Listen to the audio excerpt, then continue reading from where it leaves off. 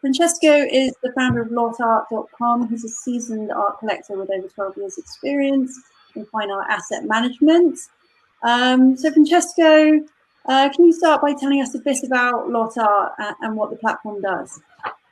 Yeah, LotArt is, first of all, the largest aggregator of worldwide auction.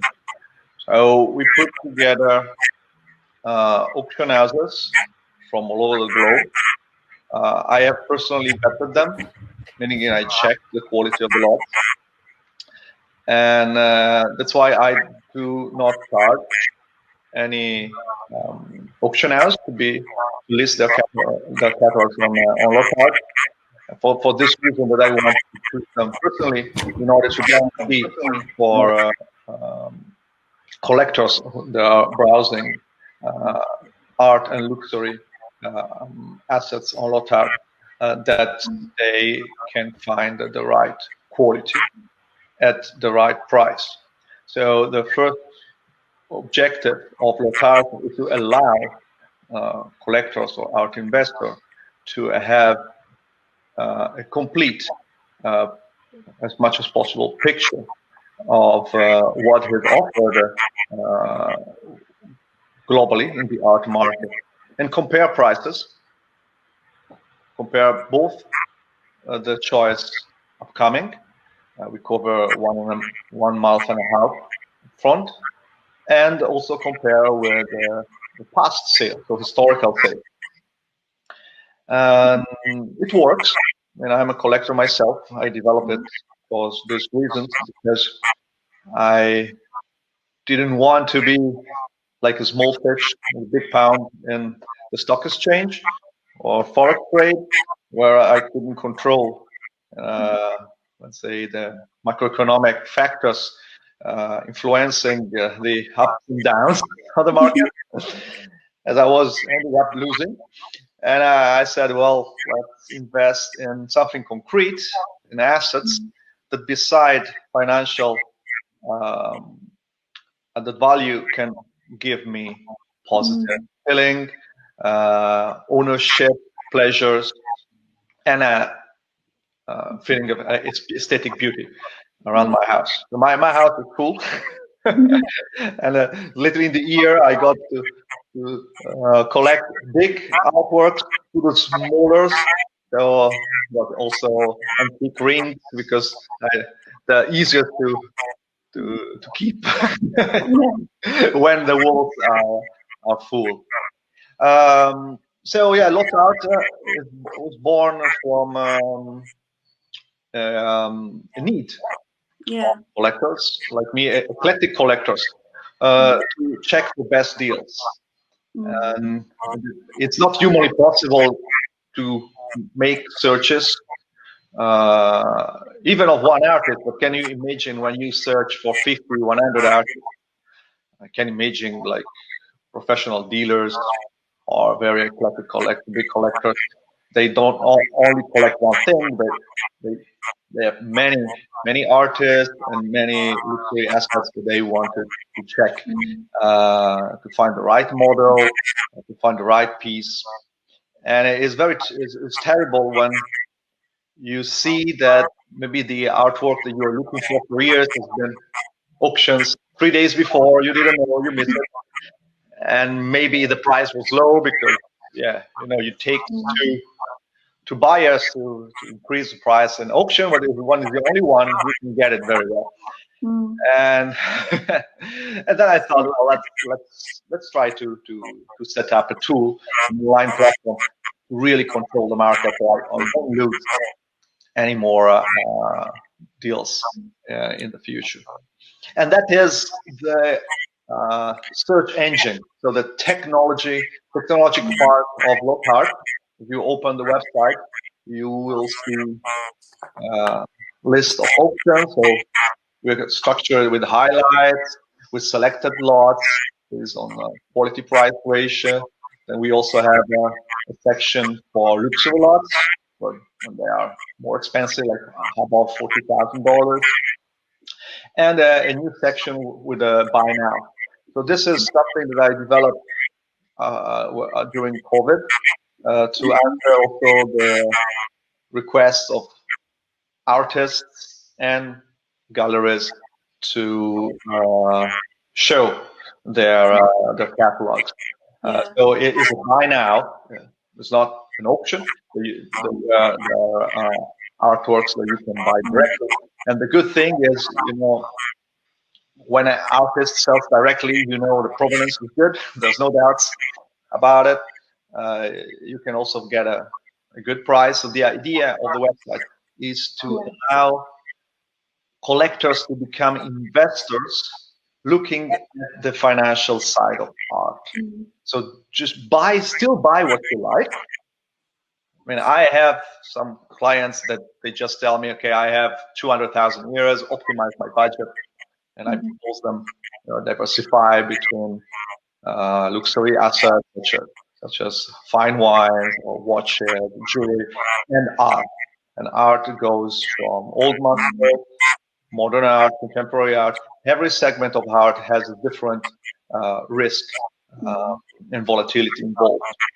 So after understanding what is the risk profile of the investor, then I can recommend one segment like old master if you are less risk taker, or more contemporary, more volatile if you aim to a higher return on investment.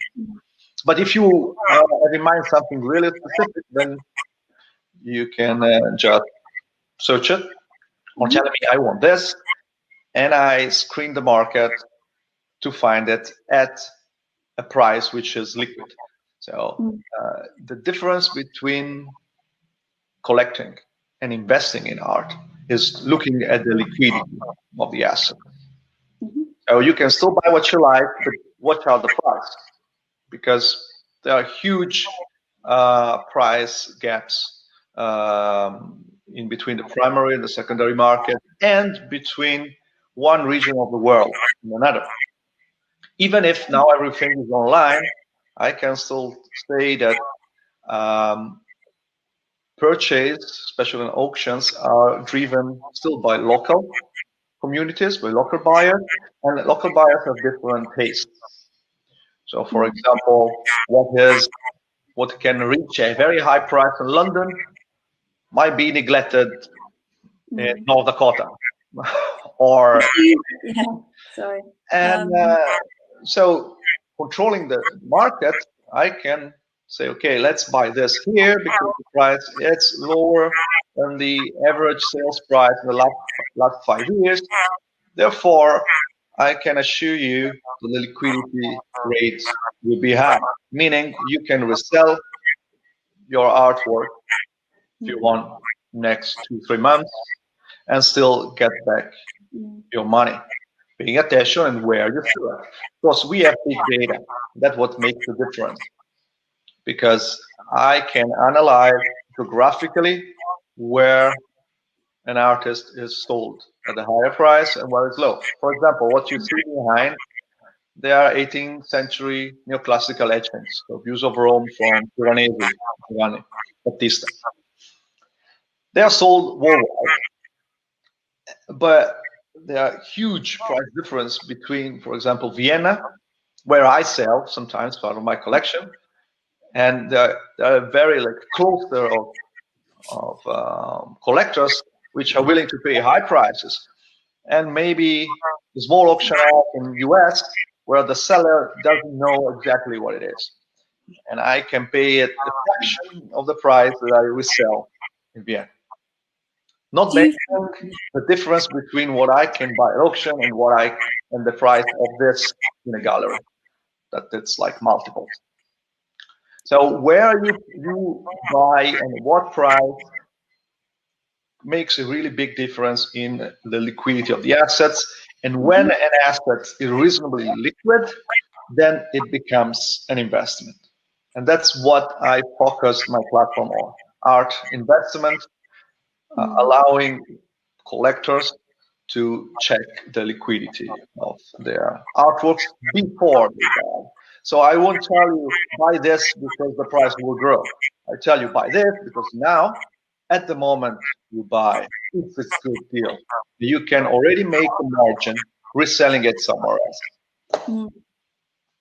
And with everything being online, do you find it harder to find these kind of undervalued pieces, or do you still know where to look to find these for your clients?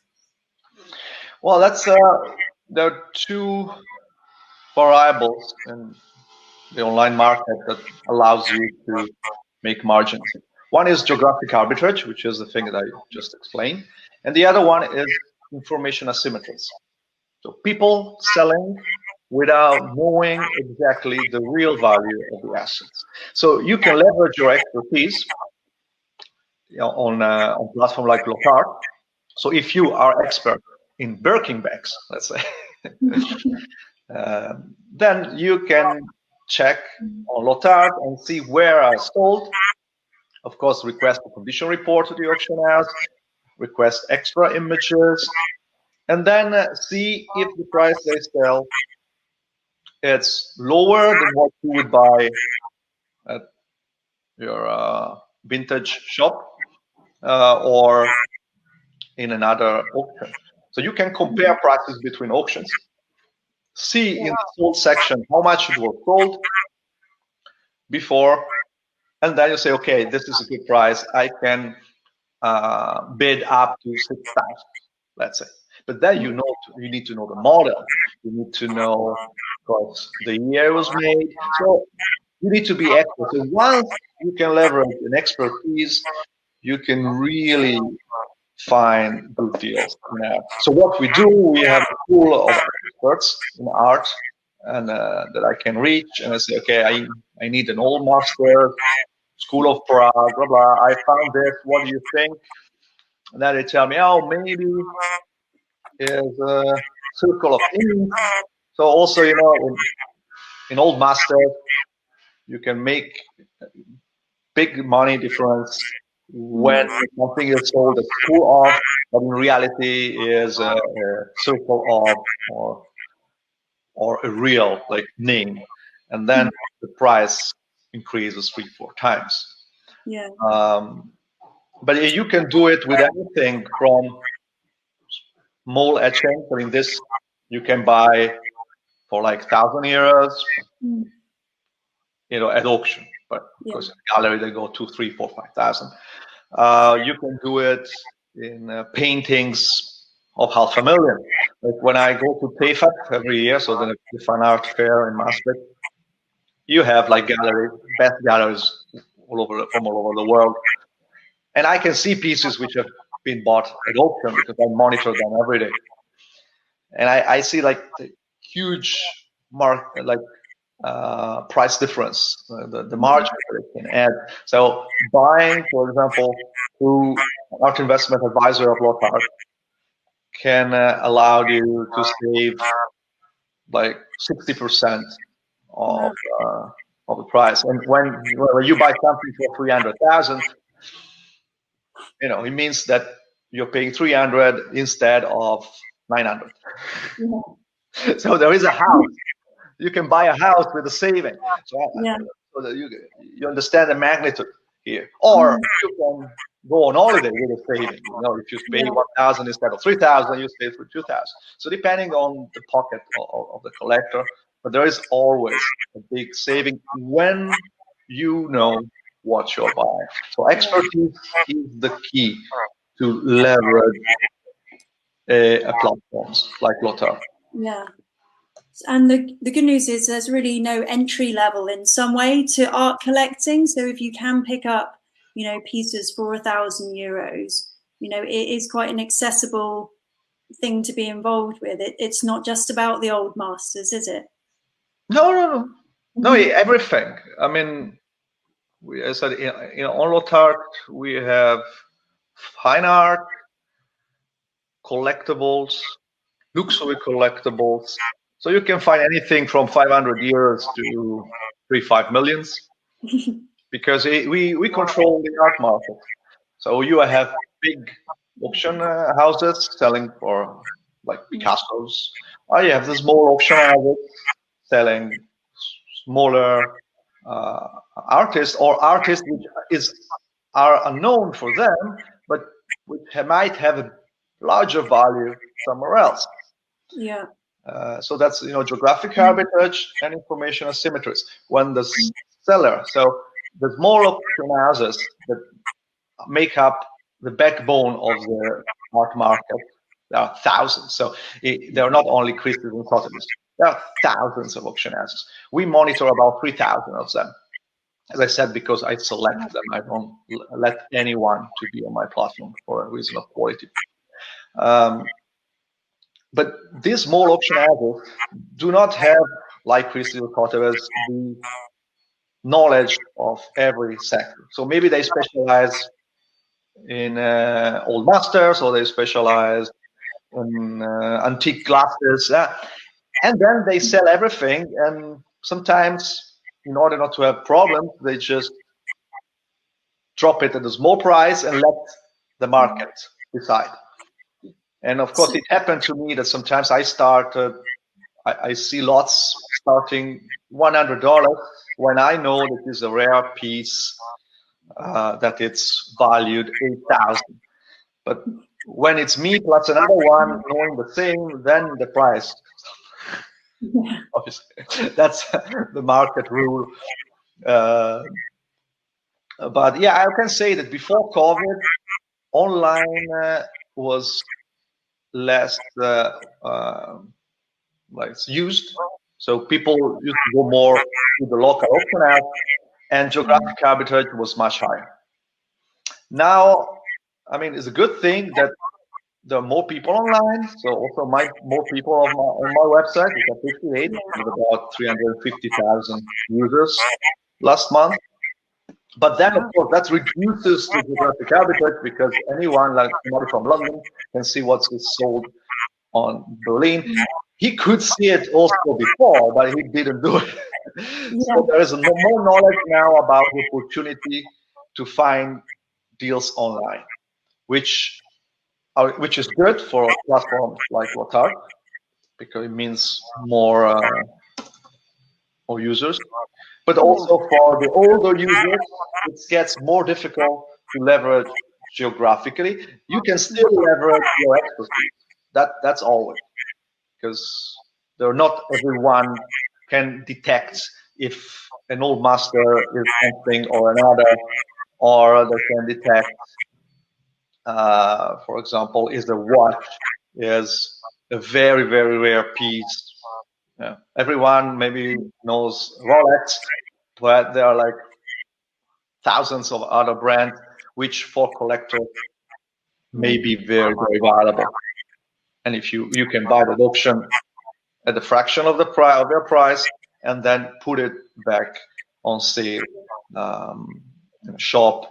Or so what I do also, from part of when I want to sell part of a collection, I can bring it to galleries in Amsterdam, and they can sell it for me, or I can sell it directly on my platform, since we have also this opportunity for collectors, artists, and galleries to sell directly, to reach a worldwide audience through Lotard by now. So what advice would you give to a first-time collector when it comes to choosing a piece? Well, buy what you like. You can still buy what you like. Yeah. If you don't know, if you just do it for investment, then you can ask me, and I'll do it for you. Well, that's a video. We optimize your budget. If you approach art as an investment, I would recommend stay at above 5,000. Otherwise, it doesn't make sense. You can also buy 2 works for 5,000. You don't need to buy one, but that's really the bare minimum to look at the financial side of it. Otherwise, it's just a pleasure, and art should be a pleasure. I said, even though I have clients who just say, okay, this is the money, diversify my portfolio in assets, because I need less volatility. I need to hedge my accounts on how you say, hard currency, because that's one of the functions as well. So if you buy, let's say, Polyakov for 200,000 euros and you live in Russia, you can leave it with us in Amsterdam, and then we keep it for you. And if you say, okay, resell it in New York or resell it in Berlin, you always have a saving account in our currency, because what you get back is euro, dollar, or pound. And for collectors from BRIC countries, so where the currency is more volatile, of course, this makes a big difference. So that's why art investment can be really a good idea to diversify somebody's portfolio. I always talk about diversification because that's what brings the risk down. Myself, I am totally, fully, let's say, art investor, because I had enough of stock exchange. But maybe people who are better than me in stock exchange, they can still do it, but still appreciate art as a secondary way of investing because of the aesthetic pleasure that can give someone. So art has fashionable cycles the same way clothes do. What's really a popular style right now, for example? Well, I can see old masters are going up. Yeah. And that's good because it's part of my collection. So I can see prices going up with it. I don't know if it's a fashion or just because the market looks at less risky investment. So as I said, old masters are artists who died like 300-400 years ago. So they've been on the market for centuries, and you know that unless you buy something which then becomes something else, the prices will not grow as much as a contemporary artist. Like now, lately, Cristo unfortunately passed away, and I can see prices of Cristo are going up like this because he passed away, meaning he cannot produce anything anymore. So whatever is on the market is there, nothing else will be produced. He didn't have any scandals because also, you know, what with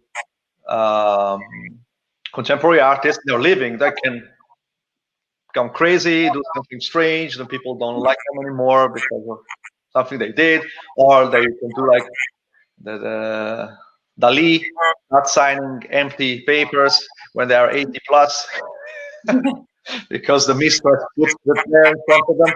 So when you deal with dead artists, you have less risk.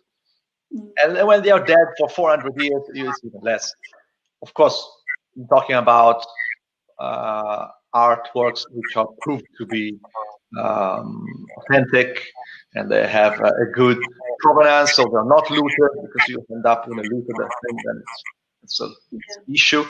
So of course, that's what we do also when we do investment advisory. We make sure that, you know, provenance is good and quality is good, and then the price is good. But sometimes price is low because the quality is low or the provenance is doubtful, and then you need to really pay attention to that. So if you are not an expert, I will always advise either you take the time to become an expert yourself, why not, or you can ask somebody with expertise like Lothar or another investment advisor, of course. But going back to your question, yeah, what I see that old masters are getting more popular, especially lately female old masters. It's interesting. Are getting, like Artemisia Gentileschi went up. Wow, in the last 3 years, also with the Me Too. So contemporary events like the Me Too can also influence price adoption of ladies which have been raped, because she was raped. That's why the Me Too and Artemisia. But it was like 17th century. Still, her prices went up from 500,000 to 1.5 million. So they tripled, just because of the attention on female artists, and also because her specific history. that was related to the Me Too movement. Now I can see black artists going up. So some unfortunate event or tragic event can influence art and the taste in art as well, positively or negatively. Yeah, that's really interesting, and that's exactly what I was meaning. And I was also wondering, how are the younger generations, so Gen Z, Y, and millennials? Is there an increased appetite for collecting art that you see? Not so much. Personally, not really. Art investment, I think, is more focused on 40 plus. First, because you need to have a certain kind of budget. Maybe younger collectors are more focused on emerging artists because the budget is lower. Yeah. They're closer to their mentality because emerging, they're mostly younger. We do not treat in the art investment advisory emerging, because I don't have the financials, the historical data to say if the price is good or not. I'm going to open soon because I'm trying to follow, how do you say, to help some students of the Pottery Institute of Art in a project to make like a selection of contemporary photographers, so emerging photographers, and then I have an auction about them. So I will be involved in the selection. But those, it's for not art investment, it's for art. So I buy emerging myself for my collection, but it's not an investment. It's I buy it because I like it, because it gives me good feelings for some reason. But I'm not buying it with expectation to make 10 times more. If I do, it happened to me and I'm happy. But if I don't, I'm still happy because I didn't buy it with a financial purpose. Emerging artists, you should buy it for a purpose of beauty, of aesthetic, of ownership, or just because we want to. Mecenatism is also, is always a young artist, and you want to be this mecenate. Why not? I mean, they were doing it in the Roman time. They were doing the popes in the middle, in the Renaissance. And so it's good that you do it too, because you feel like the pope. Say, oh, neat. I asked artists to do things for me. Why not? Sorry, say it again. So I ask, it's nice to ask emerging artists to say, hey, can you do this for me? Yeah. Like commission. I have my portraits for my 40 years, I have a series of portraits from an art photographer for Bastian Baut, which then went up very much in the last year. He actually got sold for £30,000 in Philips in London, to my great happiness, because of course when I bought it I didn't say that for sure, but I didn't buy it to make money on it. When you want to invest, you need to have financial statistics, big data in the background, historical sales, who tells you this is a good price because in the last 5 years I've been sold at average X, and now it's X. Let's say I can minus 30%, therefore I can buy it up to X minus 20, and I can still make a deal, because then I can try to resell it for the average price somewhere else. So which countries are you seeing invest the most heavily in art through Lot Art? The US, let's say about 24% of our traffic comes from the United States. I think because they like to buy online, first of all. Second, they have the education that you make good deals online. So instead of going to a gallery, they just go to Lotard. Other two countries that I see they're growing are UK and France. I'm trying to personally invest on Italy because I'm Italian, so I like my country to buy more art. I can see through the lockdown, of course, they couldn't get out from the house, so we had indeed a spike in the traffic. And now they can go to the beach again. So I see. So this, the Italian purchase behavior is linked to the weather, which is okay. I don't blame them for that. But going back to your question, I think US is definitely the first, followed by UK and France. And then the Nordic, like Denmark, for example, it's a good buyer as well. And, talking about investment and also just art collection in general, what styles are you drawn to personally? So you mentioned the etchings behind you. Me as Francesco, I invest in neoclassical etching because I'm an expert, so I can spot bad deals just looking at the picture. So I look at the picture, I know the value because I know how much is the subject, and then all the legal like details that tells me this is the first edition, this is second edition, this is a reprint from 19th century, and of course the price changes from the first edition to the last one. And people cannot, I can tell, most people don't, so I can make good deals out. Then I invest in Flemish portraits because I like it, and because also in the time I developed kind of expertise, I can tell. Unfortunately, sometimes they said that there are other people who understand the real value of things, and I can't manage. And things really goes up.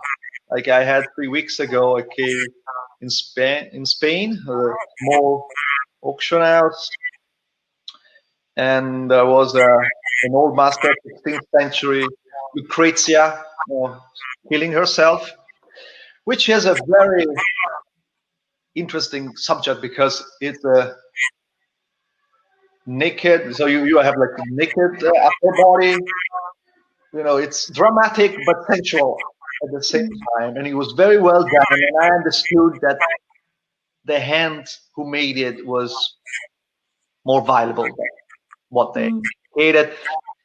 So for example, he was estimated at 4,000 euros. He got sold at 250,000 euros. Obviously not to me, but somebody. But I could understand that. I mean, I would have got up to 30 myself, but yeah, somebody thought it was better than it, and that can happen often. But yeah, depending on your budget, I'm normally stay below 50,000 because my own, let's say, financial habits. But if somebody has a higher budget, then can choose to have either, for example, a good one that I would recommend, just to give useful tips. Polyakov went up a lot. I've been trying to buy it for the last 3 years, and it's keep going up and makes me nervous because it means I should have bought it 2 years ago. Yeah. But I see it's more and more coming frequently, both at auction and in art fairs, and prices is going up. And it's going up in France, it's going up in England, it's going up in the US. So that's a modern, we talk about modern art. So I think from the 50s, 1950s, 1960s, he died in the 60s. So that's something that I'm still looking at. I didn't lose hope. But as I said, now with more people online, it became more difficult. Because also small auction houses attract the attention. So you can use my website to find it. So that's why I say that my website works, because he allows more auction houses to be reached by the right audience. And then Like we had here in Holland. I was really, I say, sad of the fact that my website, I mean, his catalog was on my website. Right? I could have got, like, they were like very tall Piranesi. It's like 3 meters high hatching of the column of Traiano and in Rome. And they normally go for 10,000 euros, and they were selling in Hilversum, a small city in Holland, for 3,500. Oh. And I was like, yeah. And then I thought, oh no, I have them on my website. Yeah. And then they went up to 6,000 each. And then I dropped it because with plus 25% hammer plus, it would have got too close to the normal value price. But yeah, no, without Lockhart, I might even bought it for 2,500. I would have said it somewhere else. So yeah, you've created a solution, but now it's harder for you to pick up the bargains. Well, I can still use my expertise or the expertise of my network. But yeah, geographic heritage, I see it going down. Okay. Like another example, I could give interesting, the Araki. If you know Araki Nobugoshi, is very famous Japanese photographer. He's of course, specialized in more sensual topic. They picture very, very sexually powerful. And I bought one a year ago in Lampers in Cologne, and I told them, because before COVID, so localization still matter a lot, and I told them I would be the only one. Your local audience is more for old masters and biblical subjects, and the Yakuza copulating with it's the name of the photography, and that's the subject. Wouldn't go there. I mean, while in London they go for like 30,000 pounds hammer, I took it home for 20,000 euros. So it's about 13,000 saving, and his perfect, and no problem with it. So that is the difference, when you can leverage on big data and leverage on a platform that controls the market. And then you can, or with watches, if you are expert in watches, you can really make bargain deals. Like we can talk about going from 200,000 to 50,000. So the savings are incredible. And to facilitate that, we are working on a statistical analysis system that we are going to launch in September, where people will be able to see the trends of artists or even brands or models. So it's a Rolex Daytona, how is it going? Where is sold? So all information, statistical information, allows you to make informed decisions beforehand. So the idea is, don't buy with a hope to make money later, 10 years upfront. Buy it with the idea that you are already making a good deal right now with all the information that you need. So you mentioned one of the things you've done to adjust to the pandemic sort of way of life is to have a buy now model. Yes. Is there anything else that you're doing that is kind of reactionary to the pandemic? Well, the idea to give, let's say, to help artists, to give them a window to sell directly, I think that's quite innovative. Normally, galleries are selling online, not the artist itself, unless you go in very, very how do you say, emerging artists.